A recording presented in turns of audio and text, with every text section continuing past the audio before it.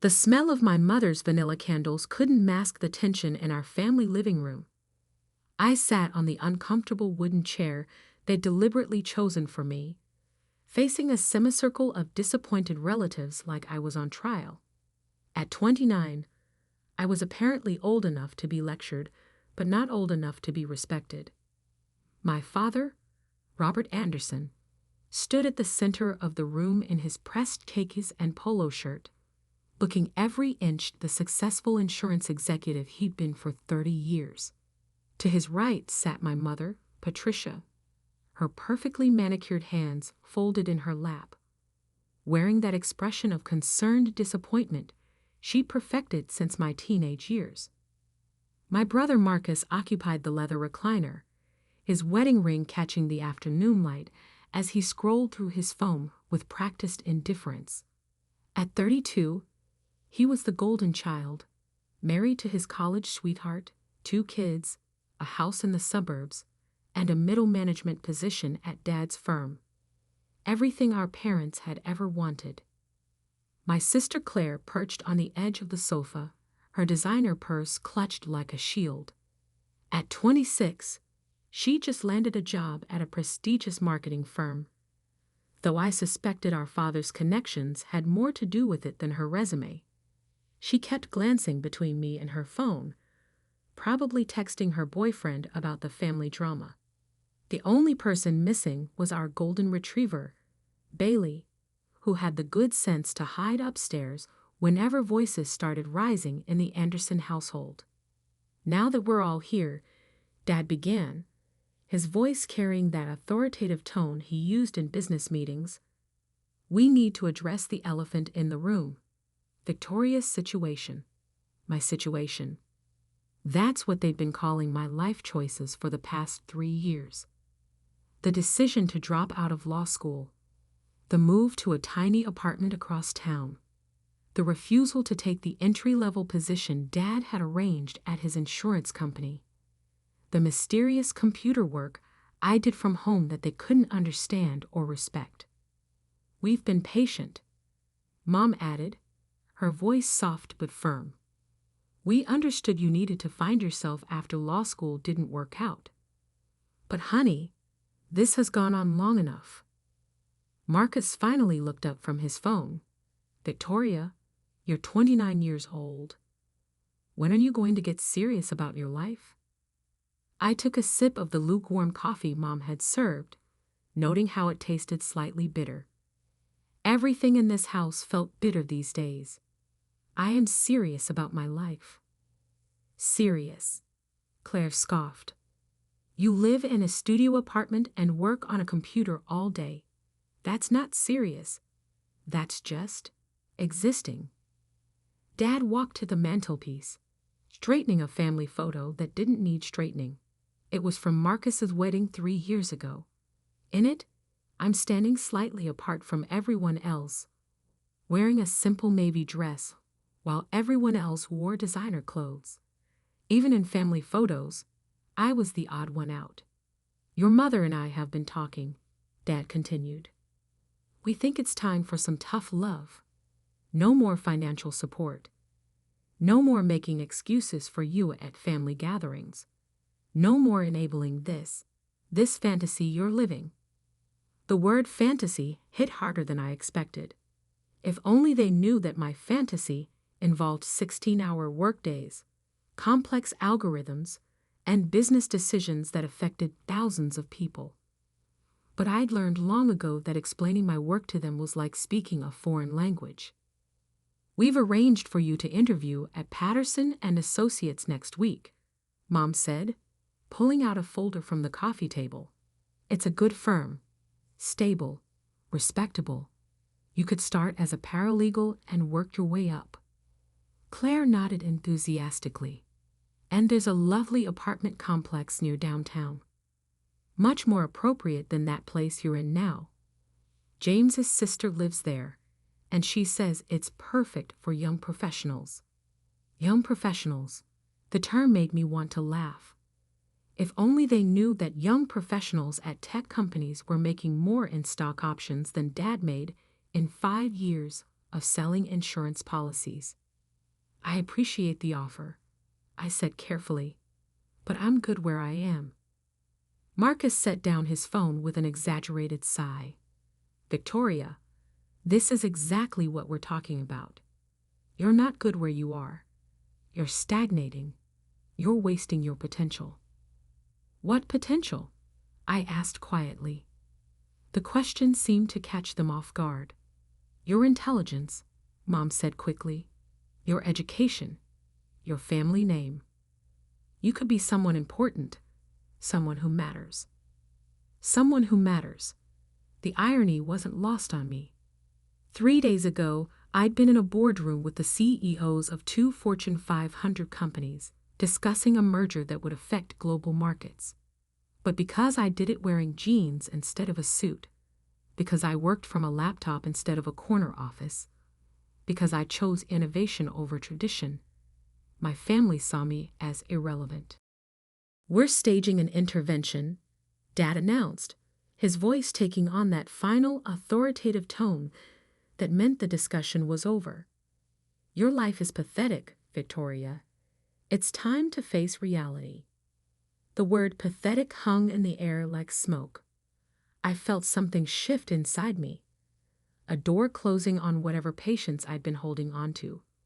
3 years of subtle digs, disappointed sighs, and embarrassed explanations to their friends. 3 years of being treated like the family failure while I quietly built something they couldn't even comprehend. My phone buzzed on the coffee table. The screen lit up with a name that made my heart skip. Forbes magazine. Editorial. Perfect timing. I reached for the phone, but Dad's voice stopped me. Don't even think about it. This conversation isn't over. Actually, I said, standing up and answering the call, it might be. I pressed the speaker button before anyone could object. Ms. Anderson? The voice was crisp, professional, with a slight New York accent I recognized immediately. This is Jennifer Walsh from Forbes.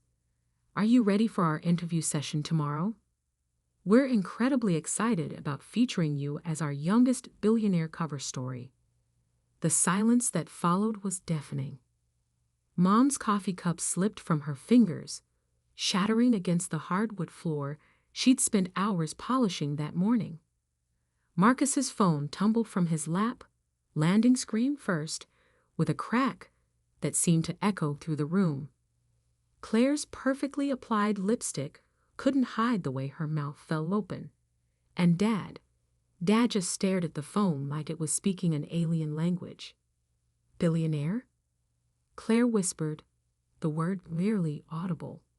I smiled, keeping my voice calm and professional. Yes, Jennifer, I'm ready. Should we stick with 2 p.m. tomorrow, or would you prefer to move it earlier? 2 p.m. is perfect. Our photographer will be there at 1:30 for the setup. I have to say, Ms. Anderson, the story of how you built quantum dynamics from your apartment is absolutely fascinating. Our readers are going to love learning about the woman who revolutionized financial algorithms while her family thought she was unemployed. The room was so quiet, I could hear the grandfather clock ticking in the hallway, counting down the seconds until my family's world view completely shattered. Quantum dynamics, Dad repeated slowly, like he was trying to solve a puzzle. That's the company that acquired Goldman Sachs's entire trading algorithm division last month. I finished for him. Yes, that's mine. Marcus found his voice first. But you work on a computer. From your apartment. I run a tech company from my apartment, I corrected. There's a difference. Though I suppose when you're building AI systems that process billions of transactions per second, the location doesn't matter much. Jennifer's voice came through the speaker again. Ms. Anderson, should we mention in the article how you bootstrapped the company with just $50,000? Our fact-checkers want to confirm that quantum dynamics is now valued at $3.2 billion. $3.2 billion. I watched that number hit my family like a physical blow. That's correct, I said, though the valuation changes daily depending on market conditions. Wonderful. Oh, and the photographer specifically wants to capture some shots of your workspace. The idea of a billion-dollar company being run from a modest apartment really drives home the innovation over infrastructure narrative. Mom finally found her voice. Victoria, I don't understand. If your company is worth $3.2 billion, Claire said faintly. She said $3.2 billion. Then why are you living in that tiny apartment? Dad demanded, his confusion overriding his shock. Why drive that old Honda? Why dress like someone who cares more about substance than style?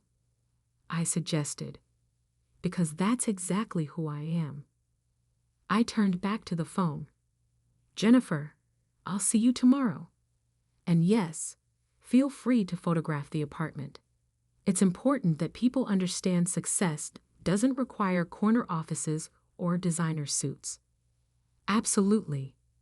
This is going to be a fantastic cover story. The Billionaire Next Door. How Victoria Anderson built a tech empire while her family thought she was unemployed. It practically writes itself. I ended the call and looked around the room at my family's stunned faces. The intervention they'd planned had just become something entirely different. But how? Marcus stammered. How did we not know? I sat back down, suddenly feeling exhausted. 3 years of hiding. 3 years of letting them think I was failing. 3 years of protecting their feelings while they trampled on mine. Because you never asked, I said simply. You saw what you wanted to see. A dropout. A disappointment. Someone who needed to be fixed. Dad sank into his chair, all the authority draining out of his posture. The computer work you said you were doing is artificial intelligence programming. I developed algorithms that can predict market fluctuations with 97% accuracy. Goldman Sachs paid me $800 million for the exclusive licensing rights. $800 million, Claire repeated numbly. That was just one contract, I continued. Quantum Dynamics has developed systems for 12 major financial institutions, 3 government agencies, and we're currently working on a project with the Federal Reserve. Mom stared at the broken coffee cup on the floor, her perfect hostess facade crumbling along with the ceramic. But your apartment is exactly what I need. Quiet, private, with excellent internet connectivity. I don't need a mansion to write code, Mom. I need focus. The Honda, Dad said weakly, gets 40 miles per gallon and has never broken down in 3 years. When you're spending 16 hours a day solving complex mathematical problems, reliable transportation matters more than status symbols. Marcus picked up his cracked phone, staring at the damaged screen like it represented everything he thought he knew about success. We thought you needed help. I did need help, I said, standing up again. I needed my family to believe in me, to ask questions instead of making assumptions, to see that success comes in many forms. I walked to the window, looking out at the suburban street where I'd grown up. Every house looked the same, just like every life my family expected people to live. Safe, predictable, ordinary.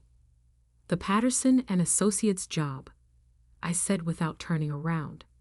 I actually know the senior partners. They've been trying to hire me as a consultant for 2 years. They want to modernize their entire data analysis system. You could work there. Mom asked hopefully, like this was all just a misunderstanding that could be fixed. I turned back to face them. Mom, I could buy that firm. I could buy the entire building it's in. But I won't, Because that's not what I do. I build things. I create solutions. I don't just exist in someone else's system. The silence stretched out again, heavy with the weight of 3 years of misunderstanding. Victoria, Dad said finally, his voice smaller than I'd ever heard it. We're sorry. We didn't know. I know you didn't know, I replied. But that's not really the point, is it? The point is that you never tried to know. You decided who I was supposed to be, and when I didn't fit that mold, you assumed I was broken. Claire stood up, still clutching her purse. What happens now? I considered the question. What did happen now? The family meeting they'd called to fix my pathetic life had just revealed that my life was anything but pathetic. The intervention had become an education. The disappointment had become something else entirely. Now, I said, I have a Forbes interview tomorrow, and you all have some thinking to do. I headed for the door, then paused. Oh, and Mom? That vanilla candle you love so much. I actually invested in the company that makes them. Small world. As I reached for the doorknob, Marcus called out, Victoria, wait. I turned back to see my brother standing by his chair, his face a mixture of confusion and something that might have been respect. The money, he said. What are you going to do with it? I smiled for the first time since entering the house. Same thing I've always done. Build something better. The next afternoon, I sat in my modest apartment, the same studio they'd called pathetic, watching the Forbes photographer adjust his lighting equipment. Jennifer Walsh, the journalist, was reviewing her notes at my kitchen table, which doubled as my desk, conference room, and dining area. This is perfect, the photographer said, snapping test shots. The contrast between the billion-dollar empire and the humble workspace is exactly what we need. Jennifer looked up from her laptop. Victoria, can you walk me through a typical day? Our readers are fascinated by the idea that you're running this massive operation from a 500-square-foot apartment. I gestured to my setup. 3 large monitors, a high-end computer system, and enough computing power to run a small city. Most of my work is conceptual. I design algorithms, test theories, solve problems. I don't need a 1,000-square-foot office to think. And your family had no idea. None. They saw someone who dropped out of law school and worked on computers. They didn't see someone who was revolutionizing financial technology. That must have been difficult. I thought about the previous day's meeting, about 3 years of disappointed looks and concerned conversations. It was, but it also taught me something important about assumptions. Sometimes the most powerful thing you can do is let people underestimate you. Jennifer's phone buzzed. She glanced at it and smiled. Speaking of assumptions, I just got word that the pre-orders for this issue are already breaking records. Apparently, the billionaire next door concept is resonating with people. As if on cue, my own phone rang. The caller ID showed my mother's name. Excuse me, I said to Jennifer and the photographer. Family call. I stepped into the tiny bathroom, the only private space in my apartment, and answered. Victoria? Mom's voice was tentative, uncertain. I hope I'm not interrupting anything important. Actually, I'm in the middle of the Forbes interview, but it's okay. Oh my goodness. I forgot. I'm so sorry.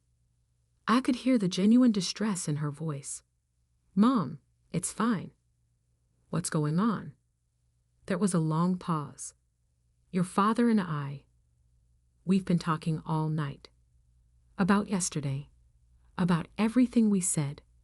About everything we didn't understand. I waited, letting her find her words. "We're proud of you," she said finally. "I know that's probably too little, too late, but we're proud of you. And we're sorry we didn't see it sooner." The words hit harder than I expected. 3 years of waiting to hear them. "Thank you," I said softly. Could you come for dinner this weekend?" Real dinner, not an intervention, just family. I looked at myself in the bathroom mirror, the same mirror where I'd practiced presentations, rehearsed investor calls, and gave myself pep talks during the hardest moments of building my company.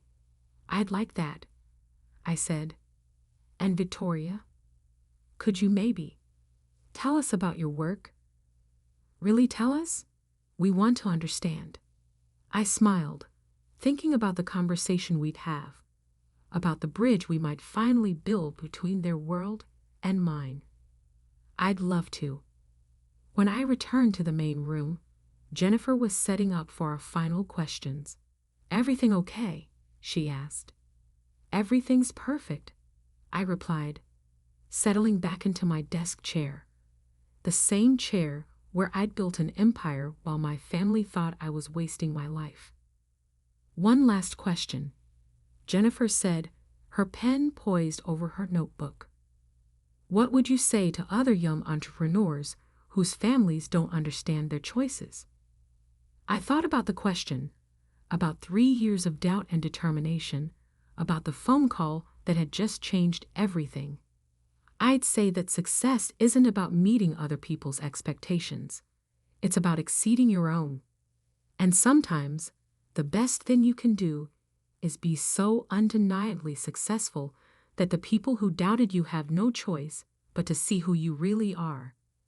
The photographer snapped one final shot, me at my desk, surrounded by the monitors and equipment that had built my fortune, in the tiny apartment my family had called pathetic. "Perfect," he said, reviewing the image. "This is going to be an incredible cover." As they packed up their equipment, I received a text from Marcus. "Just read about quantum dynamics online. Holy shit, Victoria. You're amazing." Then one from Claire. "Can you teach me about AI? I want to understand what you do." And finally, one from Dad. "Your old room is still here if you ever want to work from home. We'll stay out of your way, but we'd love to have you around." I looked around my apartment, my headquarters, my sanctuary, my launching pad to a billion-dollar empire. Tomorrow, my face would be on the cover of Forbes. Next week, I'd be fielding calls from investors, journalists, and competitors who wanted to understand how I'd done it. But today, I was just Victoria Anderson, the family disappointment who'd built something extraordinary while everyone was busy trying to fix her. My phone rang again. Another reporter, probably, or maybe a potential client who'd heard about the Forbes article. I answered with a smile.